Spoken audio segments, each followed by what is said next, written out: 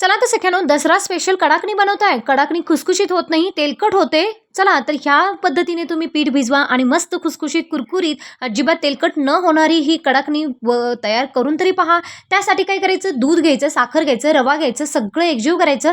थोड्या वेळासाठी बाजूला ठेवून द्यायचं. त्यानंतर एका भांड्यामध्ये आपण काय करायचं, गव्हाचं पीठ 1 वाटी मैदा घ्यायचा, चवीपुरतं मीठ टाकायचं, तेलाचं किंवा तुपाचं मोहन टाकायचं आणि त्यानंतर रवा, साखर, दूध जे काही मिश्रण आपण केलं होतं ते सगळं यामध्ये टाकायचं आणि त्यानंतर छान असा एक गोळा बनवून घ्यायचा. पाण्याचा वापर करायचा नाही आणि त्यानंतर आपण हे जे मिश्रण आहे या मिश्रणाचा एक गोळा बनवून घेतला की त्यानंतर छोटे छोटे गोळे करायचे.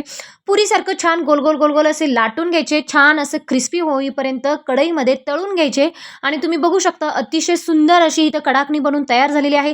रेसिपी समजली नाही, चला तर तुम्ही या माझ्या चॅनलवरती ही रेसिपी अपलोड केलेली आहे, तिथे जाऊन तुम्ही पाहू शकता किंवा खालील दिलेल्या त्रिकोणावरती क्लिक करा आणि ही संपूर्ण रेसिपी तुम्ही पाहू शकता.